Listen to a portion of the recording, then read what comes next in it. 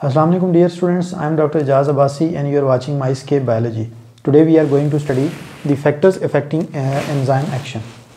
आज के इस लेक्चर में हम एंजाइम कैटलाइज रिएक्शन को इफ़ेक्ट करने वाले जो फैक्टर्स हैं उनको हम डिस्कस करेंगे कि किस तरह से डिफरेंट फैक्टर्स जो है वो एंजाइम कैटलाइज रिएक्शन के रेट को जो है वो इफ़ेक्ट करते हैं। जो एंजाइम कैटलाइज रिएक्शन का रेट है उसमें जो है वो डिफरेंट फैक्टर्स की वजह से कमी या ज़्यादती जो है वो हो जाती है रेट ऑफ रिएक्शन में। उनमें जो मेन फैक्टर्स हैं they are temperature, substrate concentration और पीएच। सो बायोलॉजी 9th के आज के इस लेक्चर में हम जो है वो इन तीन फैक्टर्स की वजह से जो एंजाइम कैटलाइज रिएक्शन के रेट पे फ़र्क पड़ता है उसको हम जो है वो डिस्कस करेंगे। सबसे पहले हम बात करेंगे टेम्परेचर के बारे में। टेम्परेचर के बारे में जो है वो एंजाइम कैटलाइज रिएक्शन को डिस्कस करने से पहले थोड़ा सा हम टेम्परेचर के बारे में बात करेंगे। टेम्परेचर होता क्या है? टेम्परेचर बेसिकली जो है वो किसी भी केमिकल रिएक्शन के अंदर या किसी भी केमिकल सिस्टम के अंदर मौजूद जो टोटल मॉलिक्यूल्स होते हैं उनकी जो टोटल काइनेटिक एनर्जी होती है उसको हम कहते हैं टेम्परेचर। जितना काइनेटिक एनर्जी जो है वो इंक्रीज़ होगी किसी सिस्टम के अंदर या किसी सिस्टम के मॉलिक्यूल्स की, उतना ही टेम्परेचर जो है वो इंक्रीज़ होता चला जाएगा। एंजाइम कैटलाइज रिएक्शन जो है वो भी टेम्परेचर के ऊपर जो है वो डिपेंड करता है। और जब हम टेम्परेचर की बात करते हैं तो ऑप्टिमम टेम्परेचर के बारे में आपको जो है वो पता होना बहुत ज़रूरी है। किसी भी एंजाइम के लिए जो है वो एक पार्टिकुलर ऑप्टिमम टेम्परेचर होता है जिसके ऊपर उसका रेट जो है वो एंजाइम कैटलाइज रिएक्शन का मैक्सिमम होता है। सो ऑप्टिमम टेम्परेचर होता क्या है? The temperature at which an enzyme shows maximum activity is called optimum temperature. Her enzyme के लिए जो है वो एक स्पेसिफिक ऑप्टिमम टेम्परेचर होता है। ह्यूमन बॉडी में काम करने वाले जितने भी एंजाइम्स हैं उनके लिए 37 डिग्री सेल्सियस जो है वो टेम्परेचर ये ऑप्टिमम टेम्परेचर है। 37 डिग्री सेल्सियस टेम्परेचर के ऊपर जो ह्यूमन बॉडी के एंजाइम्स हैं वो मैक्सिमम एक्टिविटी शो करते हैं और यही वजह है कि हमारी बॉडी का जो टेम्परेचर है वो 37 डिग्री सेल्सियस मेंटेन रखा जाता है ताकि जो एंजाइम्स बॉडी के अंदर वर्क कर रहे हैं वो अपनी मैक्सिमम पेस के साथ जो है वो एक्टिविटी परफॉर्म कर सकें। यहाँ पे हमारे पास जो है वो एक ग्राफ की फॉर्म में जो है वो हमने रिप्रेजेंट किया हुआ है कि किस तरह से एंजाइम कैटलाइज रिएक्शन का रेट जो है टेम्परेचर के साथ साथ वेरी करता है। सपोज़ ये जो है वो हमारे पास जो ग्राफ है इसमें अगर आप देखें तो नीचे एक्स एक्सिस के ऊपर जो टेम्परेचर जो है वो शो किया गया है और वाई एक्सिस के ऊपर जो है वो रेट ऑफ रिएक्शन है। जो टेम्परेचर जो है वो इंक्रीज़ करता जा रहा है तो ये जो रेट ऑफ रिएक्शन है ये आपके सामने इंक्रीज़ कर रहा है। ये रेट ऑफ रिएक्शन इंक्रीज़ करता चला जाता है और जब टेम्परेचर जो है वो 40 से थोड़ा सा पीछे देखें ये ऑलमोस्ट 37 डिग्री सेल्सियस है। जब टेम्परेचर 37 डिग्री सेल्सियस होता है तो ये जो कर्व है इसकी ये लाइन बिल्कुल टॉप पे पहुंच जाती है। इसका मतलब है कि ये जो रेट ऑफ रिएक्शन है ये बिल्कुल मैक्सिमम हो रहा है और उसके बाद जब टेम्परेचर मज़ीद इंक्रीज़ होता है तो ये जो रेट ऑफ रिएक्शन है ये ड्रॉप होना शुरू हो जाता है और अल्टीमेटली जब टेम्परेचर 60 से क्रॉस करता है तो ये जो रेट ऑफ रिएक्शन है ये आलमोस्ट जो है वो ज़ीरो के करीब आ जाता है। अब ये जो ग्राफ हमारे पास जो है वो ये कर्व डेवलप होता है ये बेसिकली क्यों डेवलप होता है? ये इसलिए डेवलप होता है कि टेम्परेचर के इंक्रीज़ होने के साथ साथ रेट ऑफ रिएक्शन जो है वो एंजाइम कैटलाइज रिएक्शंस का बढ़ना शुरू हो जाता है और ये ऑप्टिमम टेम्परेचर है जहाँ मैक्सिमम जो है वो rate of enzyme catalyse reaction है और उसके बाद फिर जो है वो ये जो रेट ऑफ रिएक्शन डिक्रीज़ हो रहा है ये बेसिकली एंजाइम डीनेचुरेशन की वजह से जो है वो रेट ऑफ रिएक्शन डिक्रीज़ कर रहा है। एंजाइम डीनेचुरेशन क्या है?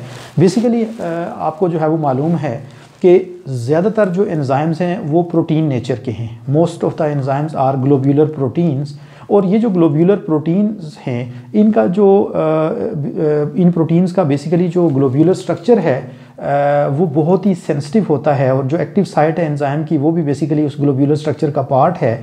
तो जब टेम्परेचर इंक्रीज़ होता है तो टेम्परेचर के इंक्रीज़ होने से जो मॉलिक्यूल्स हैं उनकी जो वाइब्रेशन है वो इंक्रीज़ होना शुरू हो जाती है क्योंकि टेम्परेचर इंक्रीज़ होने से उनकी काइनेटिक एनर्जी बढ़ती है और काइनेटिक एनर्जी बढ़ने से उनकी जो वाइब्रेशन है वो इंक्रीज़ होना शुरू हो जाती है और जब उनकी वाइब्रेशन एक सर्टन लेवल से जो है वो ज़्यादा हो जाती है तो फिर जो उनका आपस में जो इंट्रैक्शंस हैं स्पेशली जो वीक इंट्रैक्शंस होते हैं जैसे हाइड्रोजन बॉन्डिंग्स हैं और जिनकी वजह से जो है वो एक्टिव साइट मेंटेन होती है तो वो डिस्टर्ब होना शुरू हो जाते हैं। तो जब ये जो वीक इंट्रैक्शंस हैं मॉलिक्यूल्स के दरमियान जब ये डिसरप्ट होते हैं तो उसकी वजह से एक्टिव साइट जो है वो डैमेज हो जाती है और एंजाइम अपनी कैटालिटिक एक्टिविटी जो है वो परफॉर्म नहीं कर सकता।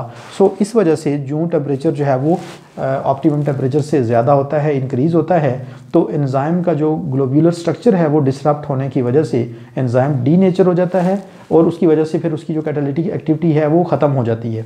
आपने इमेजिन किया होगा कि कभी आप एग जो है उसको फ्राई करें, एग के अंदर मोस्टली प्रोटीन्स होते हैं, तो जो जब आप उसको फ्राई करते हैं तो वो बिल्कुल एक वाइट सॉलिड में कन्वर्ट हो जाता है। बेसिकली क्या होता है कि जो प्रोटीन्स हैं उनका जो ग्लोब्यूलर स्ट्रक्चर था वो जो है वो डिस्टर्ब हो जाता है और उसकी वजह से जो है वो एक नई शेप जो है वो डेवलप हो जाती है। तो इसी तरह से एंजाइम जो हैं वो भी हाईली सेंसिटिव होते हैं टेम्परेचर की वजह से, और टेम्परेचर जो है वो ज़्यादा हो जाने की वजह से उनका ग्लोब्यूलर स्ट्रक्चर जो है वो डिस्टर्ब हो जाता है और उसकी वजह से उनकी एक्टिविटी जो है वो बिल्कुल ख़त्म हो जाती है। सो ह्यूमन बॉडी के अंदर जो एंजाइम वर्क करते हैं उनके लिए भी सेम ऐसे ही है।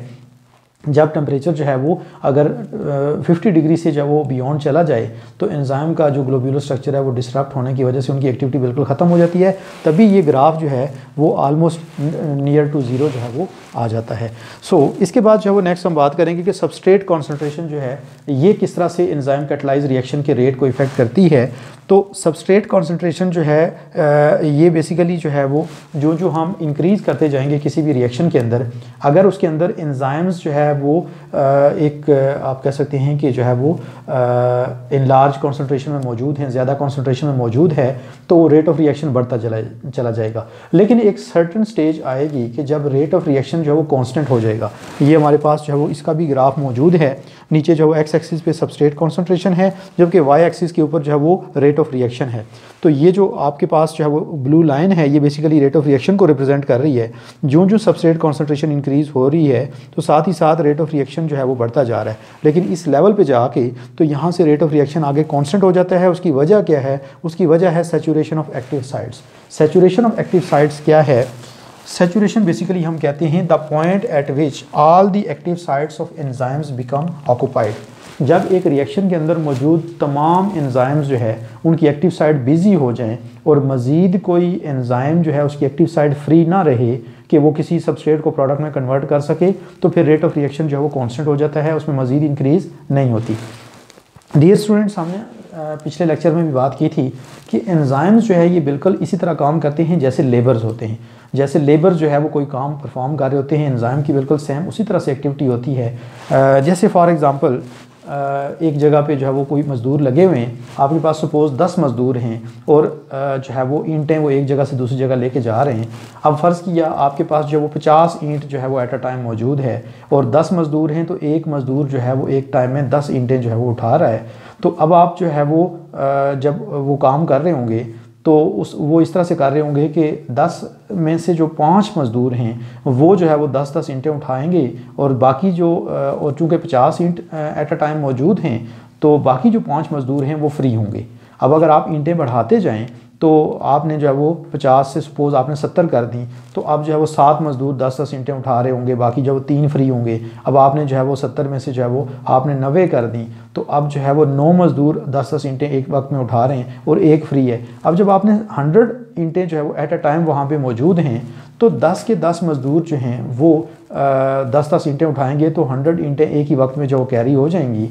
अब अगर आप ईंटें मज़ीद बढ़ा के तो 150 कर देते हैं, तो चूँकि 10 मज़दूर जो है उनमें से हर एक वक्त में 10 ईंटें ही उठा सकता है, लिहाजा वो एक वक्त में जो है वो सिर्फ 100 ईंट ही उठा सकेंगे। उसके बाद आप जितनी मर्ज़ी ईंटें वहाँ पे इकट्ठी कर दें उससे जो वो काम की स्पीड पे कोई फ़र्क नहीं पड़ेगा। सेम ऐसे ही अगर फॉर एग्ज़ाम्पल हमारे पास जो है वो एक जो रिएक्शन है उसके अंदर एक सर्टन अमाउंट ऑफ एंजाइम मौजूद है और आप जो है वो सबस्ट्रेट की जो अमाउंट है वो बढ़ाते जा रहे हैं, तो एक लेवल आएगा कि तमाम जब एंजाइम एक्टिव हो जाएंगी, उनकी एक्टिव साइट जो बिजी हो जाएंगी, तो उसके बाद बेशक आप सबस्ट्रेट बढ़ाते रहें, उससे रेट ऑफ रिएक्शन जो है उसमें कोई इंक्रीज़ नहीं आएगी और फिर उसके बाद इस तरह से रेट ऑफ रिएक्शन जो है वो स्ट्रेट लाइन की फॉर्म में कांस्टेंट हो जाएगा।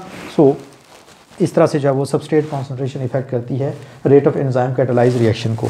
उसके बाद जो नेक्स्ट फैक्टर है दैट इज़ पीएच। पीएच जो है hydrogen ion concentration of A reaction is called pH. आपने जो केमिस्ट्री में जो वो स्टडी किया होगा, पीएच जो है ये भी एक बहुत बड़ा फैक्टर है जो किसी भी मॉलिक्यूल का ग्लोब्यूलर स्ट्रक्चर है, कोई भी मॉलिक्यूल है उसका जो स्ट्रक्चर है वो मॉलिक्यूलर स्ट्रक्चर जो है वो पीएच से बड़ा सेंसिटिव होता है, क्योंकि पीएच कम या ज़्यादा होने की वजह से जो है वो उसका जो स्ट्रक्चर है वो इफेक्ट होता है। अगर किसी सोल्यूशन की पीएच ज़्यादा एसिडिक हो जाए तो उसका इफेक्ट डिफरेंट होता है, अगर वो न्यूट्रल हो तो उसका इफेक्ट डिफरेंट होता है, और अगर वो बेसिक हो जाए या अल्कलाइन हो जाए तो उसका इफेक्ट जो है वो और होता है। सो एंजाइम जो है वो हाईली सेंसिटिव है पीएच से, और अगर पीएच ज़्यादा चेंज हो जाती है तो उसकी वजह से एंजाइम्स का जो मॉलिक्यूलर स्ट्रक्चर है वो भी डिस्टर्ब हो जाता है, सेम ऐसे ही जैसे टेम्परेचर की वजह से जो डिस्टर्ब होता है। तो अगर हमारे पास जो है वो कोई भी जो है वो एंजाइम है तो उसके लिए जब हम ग्राफ प्लॉट करते हैं उसकी एक्टिविटी का, तो अगेन हमारे पास जिस तरह से टेम्परेचर का ग्राफ आया था उसी तरह से जो है वो ग्राफ डेवलप होता है। ये नीचे की तरफ pH इंक्रीज़ हो रही है और ऊपर की तरफ जो है वो वाई एक्सिस पे रेट ऑफ रिएक्शन जो है वो इंक्रीज़ हो रहा है। तो ये जो हमारे पास रेट ऑफ रिएक्शन है pH के इंक्रीज़ होने के साथ जो वो इंक्रीज़ होता है और एक सर्टन लेवल के ऊपर जाके मैक्सिमम एक्टिविटी गेन होती है और उसके बाद फिर जो है वो डिक्लाइन कर जाती है। ये बेसिकली जो पीक है ये ऑप्टिमम pH की है, जहाँ पे जो है वो मैक्सिमम एक्टिविटी शो होती है। हर एंजाइम जो है उसके लिए depending upon its molecular structure उसके लिए एक पार्टिकुलर pH है जिस पे वो मैक्सिमम एक्टिविटी शो करता है। That pH is called the optimum pH। जैसे फॉर एग्जांपल हमारे जो स्टमक के अंदर पेप्सिन एंजाइम है जो प्रोटीन्स की डाइजेशन करता है, तो उसके लिए जो है वो 2 pH है। स्टमक के अंदर HCl प्रोड्यूस होता है और उसकी वजह से pH ड्रॉप हो जाती है और 2 जो है वो pH मेंटेन होती है, तब जाके पेप्सिन अपनी मैक्सिमम एक्टिविटी जो है वो शो कर सकता है। इसी तरह जब स्टमक से फूड जो है वो रिलीज़ होती है और स्मॉल इंटेस्टाइन में जाती है, तो स्मॉल इंटेस्टाइन में जो है वो जो pH है वो इंक्रीज़ हो गए तो 8 के अराउंड जो है वो इस्टेब्लिश हो जाती है, क्योंकि वहाँ पे जो एंजाइम काम करते हैं, स्पेशली जो ट्रिप्सिन एंजाइम है प्रोटीन को डाइजेस्ट करता है स्मॉल इंटेस्टाइन के अंदर, तो ये जो है वो 8 pH इसके लिए ऑप्टिमम pH है। सो ये 8 pH के ऊपर जो है मैक्सिमम एक्टिविटी शो करता है। सो इस तरह से हर एंजाइम जो है उसके लिए एक ऑप्टिमम pH होती है जिस पे वो मैक्सिमम एक्टिविटी शो करता है। अगर उससे pH ज़्यादा हो जाए या कम हो जाए तो जो rate of enzyme catalyse reaction है वो जो है वो ड्रॉप होना शुरू हो जाता है। सो ये था आज का हमारा लेक्चर और आई होप सो कि आपको जो है ये लेक्चर जो है वो अच्छी तरह से समझ आ गया होगा, क्लियर हो गया होगा।